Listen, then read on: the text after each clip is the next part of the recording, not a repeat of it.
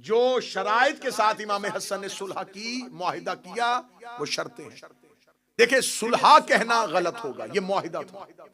सुलह तब होनी थी अगर शर्तें पूरी होती। पहले शर्त रखी ना, इमाम हसन ने कहा मेरी शर्त है, ये शर्तें पूरी करो, सुलह। तो अब पहले मुआहिदा है, सुलह इसे तब कहेंगे जब शराइत पूरी होगी। इमाम हसन ने पहली शर्त क्या रखी? कुरान और सुन्नत पे अमल करेगा। ये अली का बेटा था, ये रसूल का सिब्ते अकबर था। कितनी प्यारी शर्त रखी। अब मैं सतर पढ़ने लगा और चेहरों पे मेरी नजर। इमाम हसन ने पहली शर्त रखी कि कुरान और सुन्नत पर अमल करेगा। शर्त बता रही है कि मुआहिदा किसी मुसलमान से नहीं हो रहा। जो हाथ उठा सके वो उठाए, जो बोल सके वो बोले। शर्त बता रही है कि ये मुआहिदा किसी मुसलमान से नहीं हो रहा। आज बंदा किसी बंदे से कहे कि तू शिया है तो पहली शर्त यह है कि तू अली वलीउल्लाह पढ़ेगा। वो कहेगा अली वलीउल्लाह पढ़ता हूं तो शिया हूं। ये कैसा मुसलमान था कि जिससे इमाम हसन कह रहे तू कुरान और सुन्नत पर अमल करेगा। दूसरी शर्त इमाम हसन ने रखी, कुरान और सुन्नत पर अमल करेगा। दूसरी शर्त यह है कि आज के बाद तेरा कोई किराए का खतीब मिंबर पे मेरे बाप अली को नहीं भौंकेगा। उसने शर्तें पूरी नहीं की थी। शर्तें पूरी हो जाती तो आज हर मिंबर से अली पढ़ा जाता। अब यह बात मैं 40 हिजरी से लेकर 2024 तक लेके आने लगा हूं। अगर आज किसी मिंबर से कोई खतीब अली के खिलाफ बोलता नजर आए तो समझ लेना कि किसकी तनख्वाह पे पल रहा है।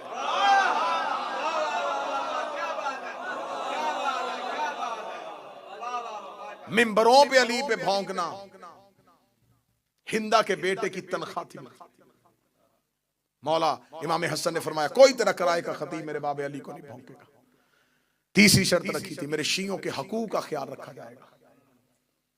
मेरे शियों को नाहक कत्ल नहीं किया जाएगा, उनके हकूक मजरू नहीं किए जाएंगे। क्यों? मौला इमाम हसन बचा रहे थे, अपने नौकरों को बचा रहे थे, अपने असहाब बचा रहे थे करबला के लिए। जमीन साजी कर रहे थे इमाम हसन। इमाम हसन मुज्तबा ने ये शराइत रखी। और अगर आप तारीख को बगौर उसका मुतालिया करें, कैसी कैसी शख्सियात का कत्ल हुआ था उस दौर में। हुजर इब्ने अदई जैसे, रुशैद हजरी जैसे लोग, अब्दुल्ला इब्ने मसऊद जैसा लोग, मुफस्सिर कुरान जिसने तफसीर अली से ली थी, जो मुफस्सिर कुरान था। मुआविया ने उसे अपने दरबार में खड़ा करके छड़ियों के साथ मरवाना शुरू किया। बूढ़े थे और सिर्फ बेटियां थी, उनकी बेटा कोई नहीं था। जमीन पे जख्मी गिरा पड़ा था ये अली का सहाबी, ज़ईफ। और मुआविया तक से नीचे उतर के करीब आके कहने लगा क्या फायदा हुआ अली की मोहब्बत का, अभी थोड़ी देर के बाद मर जाएगा, दुनिया में तेरी बेटियां अकेली रह जाएंगी, कैसे अपना मुआश का बंदोबस्त करेंगी, कैसे जमाने में जिएंगी। अब्दुल्ला इब्ने मसऊद ने आंखें बंद होते आंखें खोल के कहा मेरी बेटियों के रिस्क की तुझे क्यों परवाह है। और ये जो आज वजीफा पढ़ा जाता है कि किसी घर में रिस्क की कमी हो तो उस घर की मस्तूर को चाहिए कि रात को सोने से पहले सूरा वाक़िया पढ़े। ये वजीफा अब्दुल्ला इब्ने मसऊद ने बताया था। अब्दुल्ला इब्ने मसऊद ने फरमाया तू मेरी बेटियों के रिस्क की फिक्र न कर, वो अली के कहने के मुताबिक रात को सोने से पहले सूरा वाक़िया पढ़ के सोती है। इसे कहते हैं सहाबी मरता हुआ भी अली की हदीस बयान कर रहा है। दुश्मन के दरबार में अली की हदीस पढ़ा और उसने ठोकर मार के कहा चल फिर मरना ही चाहता है तो तूने कुरान पे इतनी खिदमात की है, तेरी तफसीर कुरान पे इतनी खिदमात है, चल मैं तुझे इतना जरूर अजर दूंगा कि तूने कुरान के लिए बड़ी खिदमात की हैं। मैं तुझसे पूछना चाहता हूं तू कैसे मरना चाहता है, तेरी खिदमात के इवज़ में तुझे इतनी छूट दे देता हूं, तू जिस तरह मरना चाहे मैं तुझे वैसे मारूंगा, तू कैसे मरना चाहता है, तू कैसे मरना चाहता है। अब्दुल्ला इब्ने मसऊद ने बंद आंखों खोल के कहा बिल्कुल ऐसे जैसे 12वें के दौर में तू मेरे हाथ से मरना चाहता।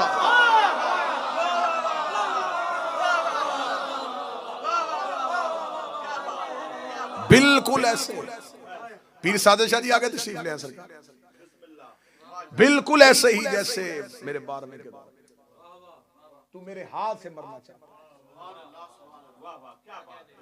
सख्त तरीन दौर, झूठी हदीसें गढ़ी जा रही हैं। खुदा की कसम मैं खा के कहता हूं, अगर आप उस लम्हे में तारीख का मुतालिया करके देखें,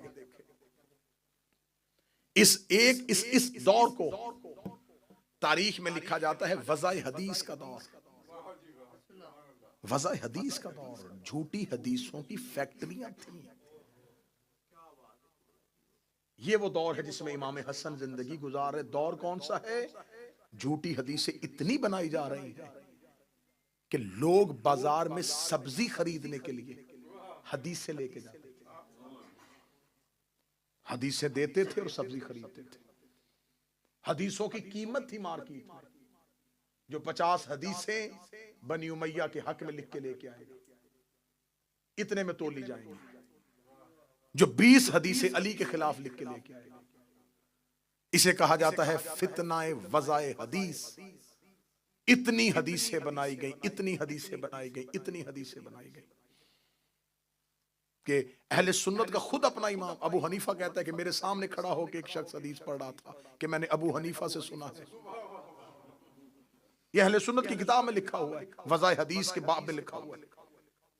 अबू हनीफा ने देख के कहा कि तूने किससे की हदीस सुनी? उसने कहा अबू हनीफा से। उसने कहा बदबख्त, खुदा तुझे जहन्नम में मुंह के बल गिराए, अबू हनीफा तो मैं हूं, मैंने तो आज तक ये हदीस नहीं पढ़ी। ये दौर था, क्योंकि ये मेरी बात इस माइक के जरिए पूरी दुनिया में सुनी जा रही है। जो लोग आज कहते हैं अली और माविया भाई भाई, बैनर लगे हुए हैं पाकिस्तान के शहर, सोशल मीडिया पे शोर है, ये तो शियों की सिर्फ दुश्मनी है। बड़े बड़े अहले सुन्नत के स्कॉलर्स ने इसकी रद्द खुद पेश की। खुद अहले सुन्नत फ्रंट पे आके खड़े, वो कह रहे कि नहीं, उन्हें खबर है कि अगर हमने इसे अपने खाते में डाल लिया,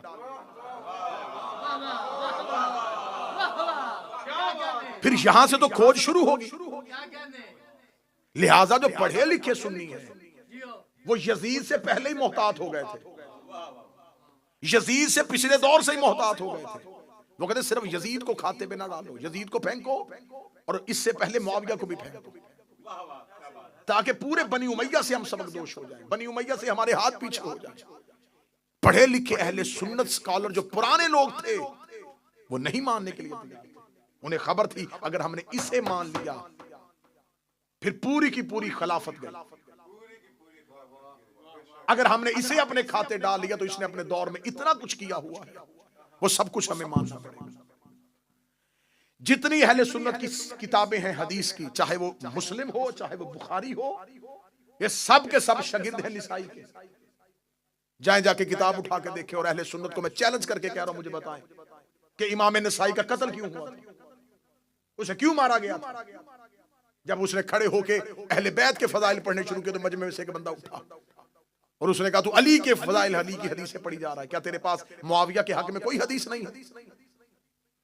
तो इमाम नसाई ने वहीं खड़े होकर कहा हाँ मेरे पास मुआविया के हक में एक हदीस है कि नबी ने कहा था कि खुदा तेरा पेट ना भरे, और ये आज भी हदीस सही मुस्लिम में पड़ी हुई, आज भी हदीस पड़ी हुई कि रसूल अल्लाह ने उसे बद्दुआ दी थी कि खुदा कभी भी तेरे पेट को ना भरे। जब निसाई ने ये जुमला कहा तो लोगों ने उसे उतार के कहा बा खुदा ये शिया है, और उसे मारना शुरू किया, और इसी हालत में, जख्मी हालत में उसे लोग ले गए और उसको जाके मक्के में दफन कर दिया और वो मर गया। फितना वज़ा हदीस हो रहा है, उस दौर में इतना तंग कर दिया गया है कि लोगों को वही इस्लाम पढ़ाया जा रहा है जो बनी उमैया दे रहे हैं। इस दौर में इमाम हसन का एक हमला पड़ने लगा। मौला हसन ने 5वीं शर्त रखी थी कि देख तू अपनी जिंदगी तक खिलाफत करेगा, हुकूमत करेगा, लेकिन तू अपने मरने के बाद अपने बेटे को वली अहद नहीं बनाएगा। इसने अपनी जिंदगी में अपने बेटे के लिए हालात ठीक करने शुरू कर दिए, खुरासान में बैत लेनी शुरू कर दी, कूफे में बैत लेनी शुरू कर दी, बसरा में बैत लेनी शुरू कर दी। खबर इमाम हसन को मदीने पहुंची और ये मुआहिदा होने के 4.5 या 5 साल के बाद की खबर पहुंची कि इसने तो बैत लेनी शुरू कर दी। इमाम हसन अलैहिस्सलाम मदीने से एक गुलाम के साथ अकेले शाम आए। मैं जंग पढ़ने लगा हूं इमाम हसन, कोई लश्कर नहीं, कोई फौजी नहीं, कोई सिपाही नहीं, अकेले हजरत इमाम हसन एक गुलाम को साथ लेके मदीना से निकले, आगे जी शाम आ गए। शाम मुखबरों ने जाकर दरबार में खबर दी, हसन शाम पहुंच गए। और वो शाम के सदर दरवाजे पे आ गए, कहा जल्दी करो मेरे दरबार को भरो लोगों से, हसन के पहुंचने से पहले मेरा दरबार भर दिया जाए। मैं ऐन ही तारीख पढ़ने लगा, बिल्कुल हरफ हरफ तारीख पढ़ने लगा। इसका जब तक हसन शाम के सदर दरवाजे से दरबार तक पहुंचे, दरबार खचाखच भर दो मेरे खुशामदियों के साथ, सारा मजमा मेरा हो, ताकि हसन को पता चल जाए कि मेरी हुकूमत शाम में कायम हो चुकी है। इसने पूरा दरबार खचाखच भर दिया। इसके किराए के लोग खुशामदी सारे के सारे दरबार में इकट्ठे होकर गलियों में मनादी करवानी शुरू कर दी कि जितनी जल्दी हो सके शाम के सदर दरवाजे से इमाम हसन बढ़ के दरबार की तरफ आ रहे हैं, जल्दी पहुंचो। जामिया मस्जिद उम्वी में लोगों का रश हो गया, इतना दरबार भर चुका था। सारे के सारे खुशामदी और इमाम हसन चलते चलते दरबार की जानब आ रहे थे। इमाम हसन के आने से पहले इसने अपने किराए के खतीब को खड़ा किया। किराए के खतीब को खड़ा करके इसने कहा, चल तू खानदान बनु उमैया के फजाइल पढ़ने शुरू कर दे। किराए का खतीब उठा और उसने खानदान बनी उमैया के फजाइल पढ़ने शुरू कर दिए। इधर इमाम हसन का जब पहला कदम दरबार में आया तो ये इमाम हसन को ये तासुर देना चाहता था कि हमें तो नहीं पता था कि आप आ रहे हैं, आपके आने से पहले ही लोग खानदान उमैया के फजाइल सुन रहे थे और हमारा खतीब खानदान उमैया के फजाइल पढ़ा था। किराए का खतीब ऊंचाई पे खड़ा हुआ खानदान बनी उमैया के फजाइल पढ़ा था। इमाम हसन दरबार में आके खड़े हुए, लोगों ने तीखी नजरों से हसन की तरफ देखा और इमाम हसन की तरफ कोई तवज्जो न की। किसी ने इमाम हसन को कुर्सी न दी, किसी ने इमाम हसन के लिए रास्ता न छोड़ा। सारे खानदान बनी उमैया के फजाइल उठ उठ के दाद दे रहे थे। तहसीन की आवाजें आ रही थी, वाह वाह मरहबा की सदाएं आ रही थी। इमाम हसन ने जब वो किराए का खतीब बैठ गया, इमाम हसन चलते चलते उस मकाम पे आए जहां पर मुआविया बिन अबू सुफियान बैठा हुआ था। इसने उठ के अपनी अबा को ठीक किया और ठीक लगे गए, ए अबू तालब का बेटा, ए अबू तुराब का बेटा, ए अली का बेटा, आप कब आए मेरे दरबार में? मैंने तो आपको आते हुए नहीं देखा, आप कब पहुंचे हैं? इमाम हसन ने कहते मैं उसी वक्त पहुंच गया था जब तेरे किराए का खतीब तेरे खानदान के फजाइल पढ़ा था। ये मुस्कुरा के सुन लिए आपने मेरे खानदान के फजाइल। इमाम हसन ने ऊंचाई पे खड़े होकर पूरे शाम के जामिया मस्जिद उम्वी के खचाखच मजमे में कहा, ए मुआविया बिन अबू सुफियान, मैं हसन इब्ने अली अपनी मां ज़हरा से लेके हव्वा तक और अपने बाप अली से लेके आदम तक एक एक का नाम और किरदार पढ़ता हूं और ऊंची आवाज में पढ़ूंगा। अगर तुम में जुर्रत है मेरे कान में आके अपनी मां का किरदार सुन।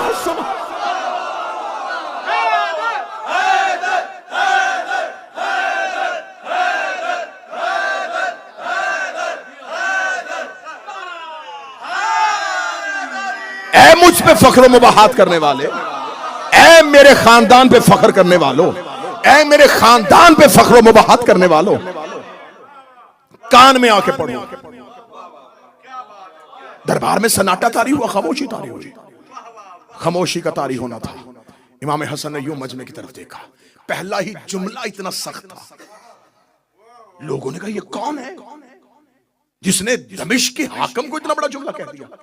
हाकिम अभी तख्त पे लर्जा बर आदम था और चेहरे पे मौत की जर्दी थी। इमाम हसन ने कहा जो मुझे जानता है वो जान ले, जो नहीं जानता वो सुन ले। अना हसन इब्ने अली,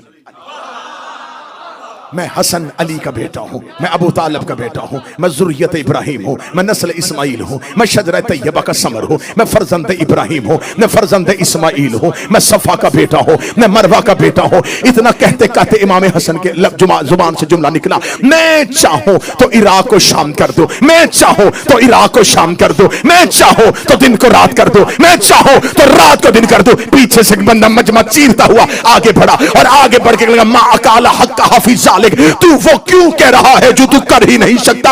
इमाम हसन ने तीखी हुई नजरों से पीछे मुड़ के देखा, फरमाया शर्म नहीं आती औरत होके मर्दों में खड़ी,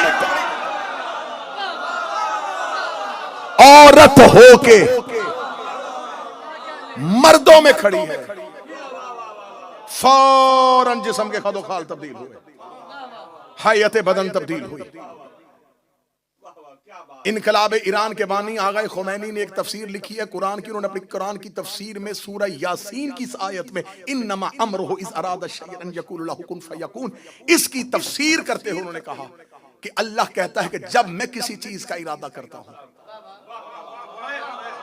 मैंने हवाला दिया है, आगा खुमैनी ने अपनी तफसीर में लिखा, उसने कहा जब खुदा किसी चीज का इरादा करता है तो खुदा कहता है जब मैं इरादा करता हूं तो मैं कहता हूं हो जा तो वो हो जाती है। फिर उन्होंने इसके आगे तफसीर में लिखा कि ये बात मखलूक को समझाने के लिए है, वरना अल्लाह के इरादे कहने और होने में फासला नहीं होता। उन्होंने कहा अल्लाह के इरादे में, कहने में और होने में कोई फासला, कोई वकू नहीं होता। उसका इरादा ही उसका कहना है, उसका कहना ही उसका होना है, उसका इरादा ही उसका कहना है, उसका कहना ही उसका होना है। ये तफसीर हो गई कि अल्लाह का इरादा अल्लाह का कहना है, अल्लाह का होना है। मैं मर्जी के चौक में अपनी जुबान कटवाऊंगा। हसन ने शाम के दरबार में मुसल्ला बिछा के 2 रकत नमाज पढ़ के दुआ नहीं की कि मेरे अल्लाह इसे औरत कर दे, मेरे अल्लाह इसे औरत कर दे। हसन ने कह दिया वो हो गया।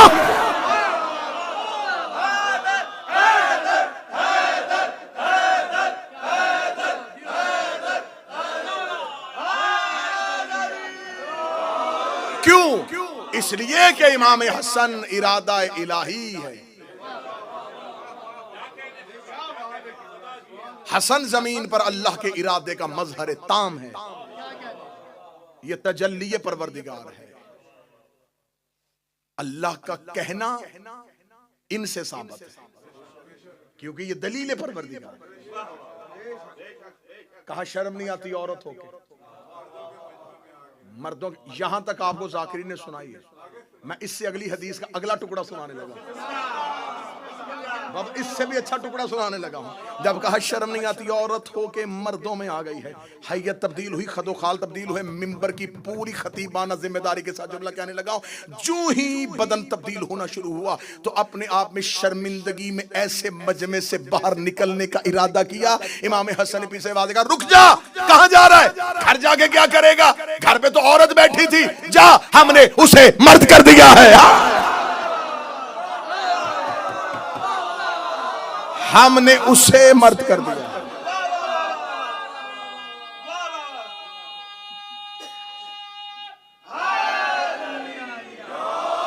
आज से वो हाकम तू महकूमा, आज से वो हाकम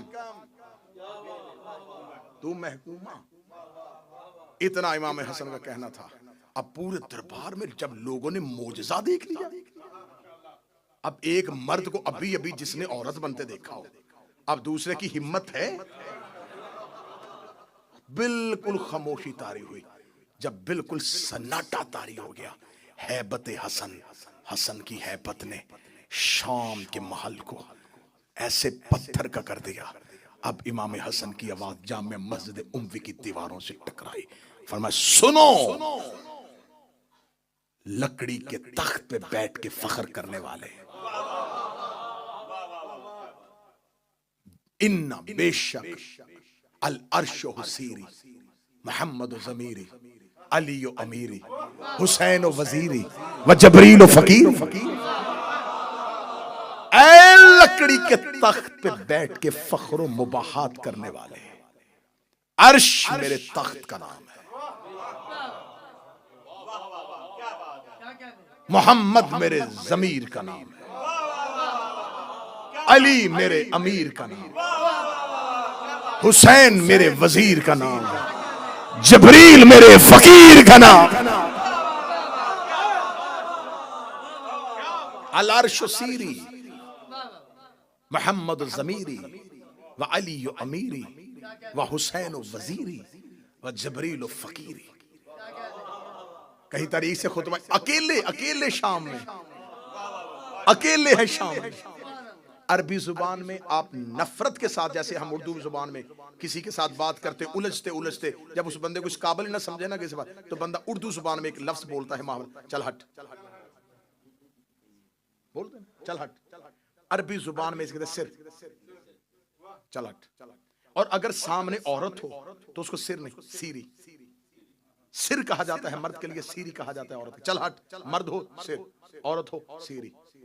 अब आखिरी सतर है और जुमला आपने ऐसे वसूल करना है जैसे जुमले का हक बनता है। मेरे मौला इमाम हसन ने शाम के दरबार में खड़े होकर अल अर्श सीरी, अर्श मेरा तख्त है, मोहम्मद ज़मीरी, मोहम्मद मेरा ज़मीर है, व अली अमीरी, अली मेरा अमीर है, व हुसैन वज़ीरी, हुसैन मेरा वज़ीर है, व जबरील फ़कीरी, और जबरील मेरा फ़कीर है। ये कहना था या मुआविया बिन अबू सुफियान इमाम हसन के बिल्कुल सामने आके खड़ा हुआ। उसका दरबार में तो किसी की जरूरत नहीं कि हसन के जुमले को काटे। वो सामने आके खड़े होकर लगा, ए हसन, तूने मदीने से आके शाम में फसाद फितना बर्पा कर दिया है, तूने मेरे दरबार की हैबत को तब्दील कर दिया है। क्या तू भी अपने बाप की तरह मोजे दिखा के अपनी हुकूमत साबित करना चाहता है? इमाम हसन ने उसी लहजे में कहा, इस शे तो असीरी, पीछे हट या कहूं सीरी।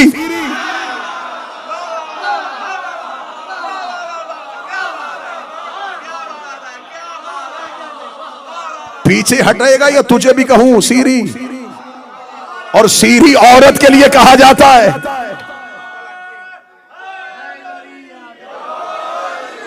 रास्ता छोड़ या मैं कहूं सीरी। रास्ता छोड़ता है या तुझे कहूं सीरी। पूरी महफिल से इमाम हसन इस अंदाज से निकले और खड़े होकर कहा, खबरदार, मैंने तुझे कहा था कि अपने बाद अपने बेटे की वली अहदी की कोशिश न करना। अगर तुमने यजीद अपने बेटे को खलीफा बनाने की कोशिश की तो जान लेना मेरे भाई का नाम हुसैन है।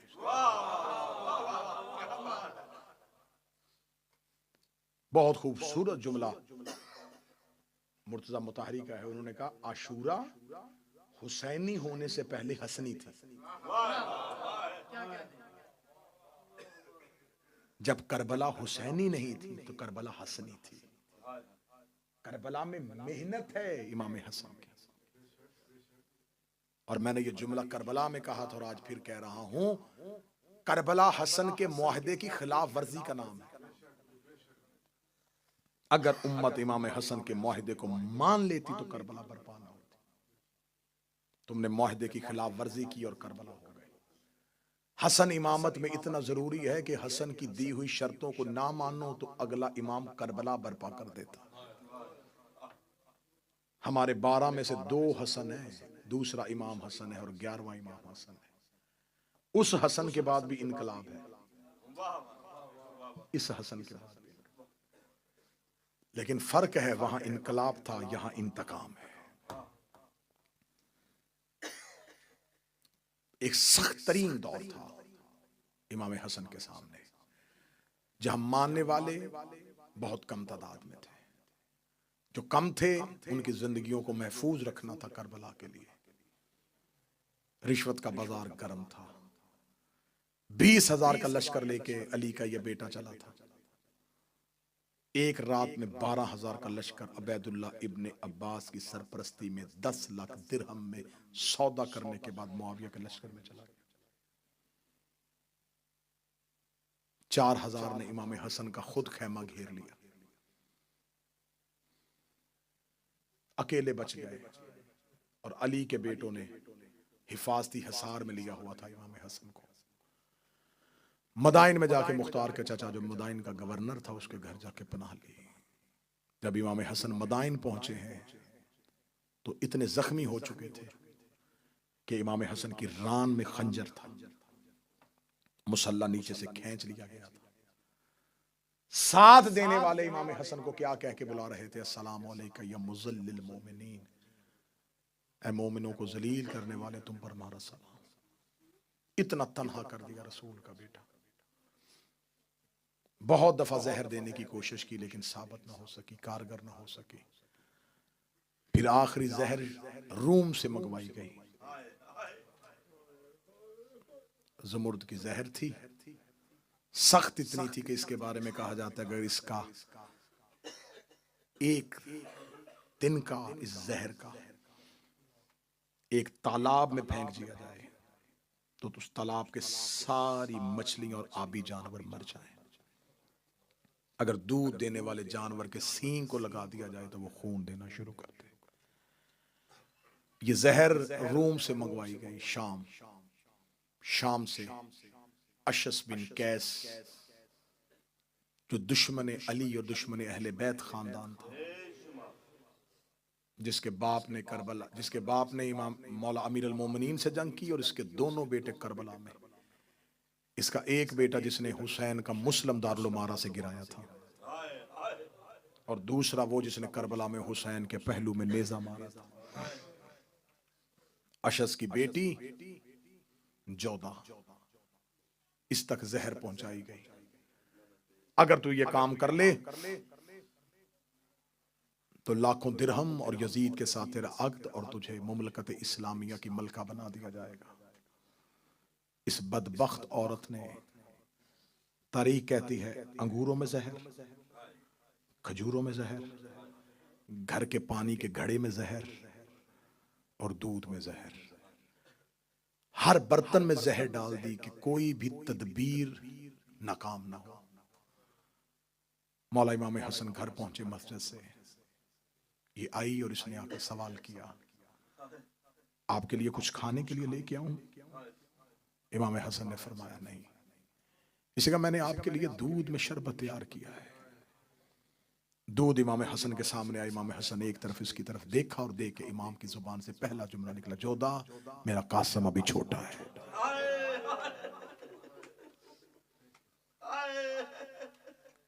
इसने कहा आप नोश फरमाइए। दूध का प्याला हाथ में आया, आंखें बंद हुई और आंखों से आंसू इमाम की दाढ़ी में आए।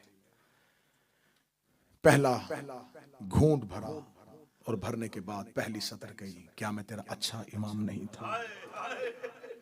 क्या मैंने तेरी कोई हक तलफी की थी? इसने कहा और दूध पीजिए। इमाम ने फरमाया अगर एक घूंट से ही तेरा काम हो जाए, मुझे दूसरा क्यों पिला रहे? जहर इतनी शदीद थी कि इमाम के जिगर तक पहुंच गई।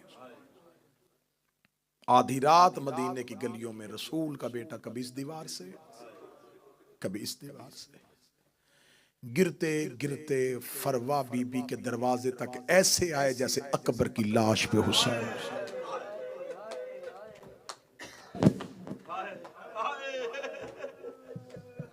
रोते रोते दरवाजे तक पहुंचे। दरवाजे पे आके मौला इमाम हसन रुक गए।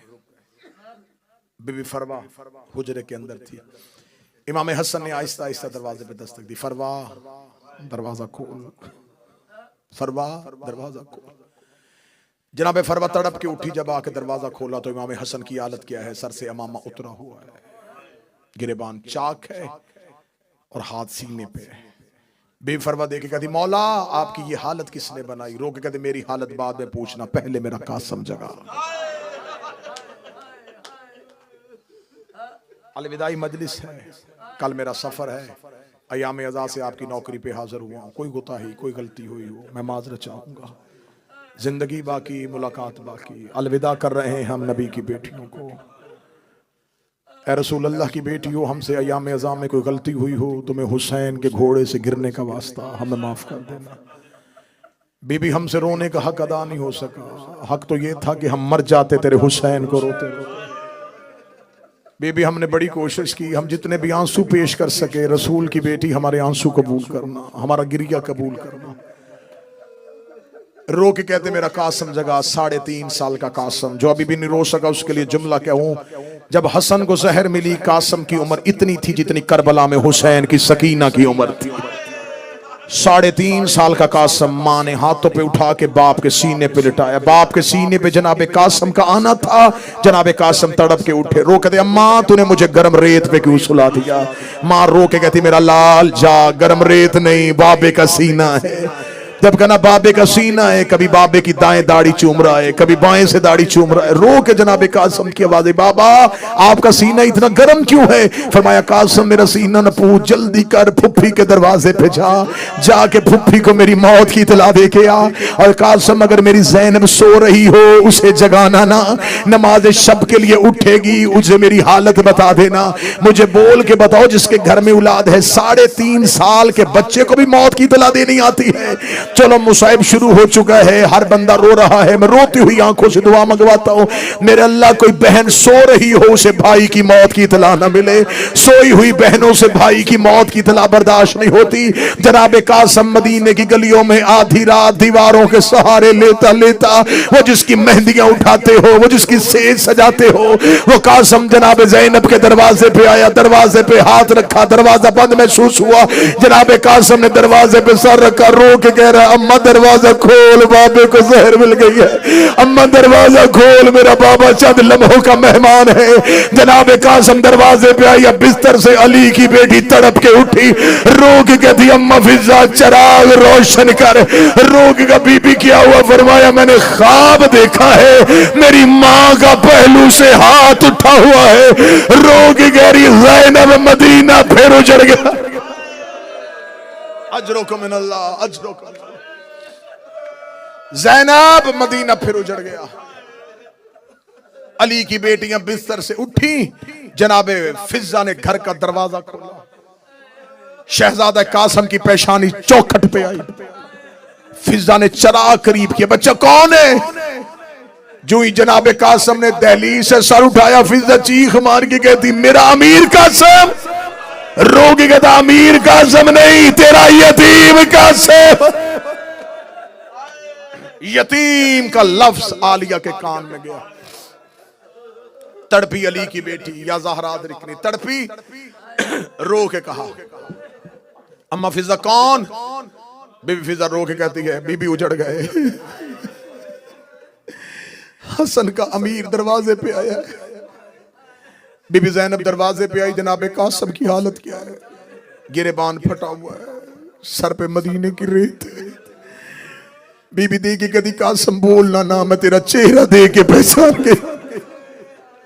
अली की बेटियां अपने घर से चादर लेके जनाबे हसन की हवेली की जानब दौड़ी। इधर मौला हसन की हालत क्या है? जिगर के टुकड़े कट कट के तश्त पे आ रहे हैं। मौला हसन की आवाज आई कासम की माँ, जब मेरी ज़ैनब आए मेरे जिगर के टुकड़े छुपा लेना, मेरे जिगर के टुकड़े देख के मेरी ज़ैनब मर न जाए। इधर दरवाजे पे अली की बेटी का पहला बहन आया, जनाबे फरवा ने जिगर के टुकड़ों पे चादर डाली, ज़ैनब का कांधे पे हाथ आया, रोगी कहती छुपाना, मैं हाथों पे लेने आई हो। मेरी मां ने वसीयत की थी जितने मेरी सनत के टुकड़े हुए हैं इतने हसन के जिगर के टुकड़े। अजरुकुम मिनल्लाह। आ गई अली की बेटियां, आ गए अली के बेटे। इमाम हसन की हालत क्या है? जिगर फट चुका है, जिगर कट कट के बाहर आ गया। मौला इमाम हसन की आंखें बंद है, मौला हुसैन के जानू पे हसन का सर है। अल्लाह किसी भाई को भाई के सामने मौत न दे। बंद आंखों में मौला हसन की आवाज आई, हुसैन जी आका, मेरी ज़ैनब कहाँ है? मौला आपके कदमों में बैठी है। मेरी कलसूम कहाँ है? मौला आपका बायां कदम पकड़ के बैठी है। मौला हसन को जिगर के टुकड़े भूल गए, रो के कहने लगे हर कोई आ गया, किसी ने अब्बास को नहीं बुलाया। मौला हुसैन की आवाज आई, दरवाजे पे खड़ा है, रो रो के कह रहा है अब्बास भी जिंदा था। हसन को जहर मिल गया। बस सादात व गैर सादात भाई के जानू पे भाई का सर था। कालू इन्ना लिल्लाहि व इन्ना इलैहि राजिऊन। भाई के जानू पे भाई की आंखें बंद हुई। भाइयों ने गुस्ल दिया, भाइयों ने कफन दिया। बड़ी मुश्किल से बहनों ने जनाजा छोड़ा। हाशमी जनाजा लेके मदीने के बाजार में आए। 13 लोगों ने आके हसन के जनाजे को रोका। इनमें से एक आगे खड़ा होके कहने लगा हुसैन कौन है? फरमाया मेरा भाई मर गया है। कहने लगे कहाँ लेके जा रहा है? फरमाया रोज़ा रसूल पे। ये कह का मार के कहने लगा रोज़ा रसूल तुम सैयदों की जगीर नहीं है, हुजरा मोहम्मद तुम ज़हरा के बेटों की जगीर नहीं है। हमें पहले इजाजत लेनी है, जिसका हुजरा है उससे पूछेंगे दफन की इजाजत मिलनी है कि नहीं मिलनी। मैं जिंदा रहूं या मारा जाऊं, मुझे ज़हरा की इज्जत की कसम है बतूल के बेटों की गुर्बत जमाने तक पहुंचाई नहीं गई। हसन का जनाजा मदीने के बाजार में खड़ा था। एक औरत ने रुमाल से इशारा किया। 300 तीर कमानों से आया, 300 तीरों का कमानों से आना था। एक जनाजे का पाया हुसैन के हाथ में था, एक अब्बास के कांधे पे था।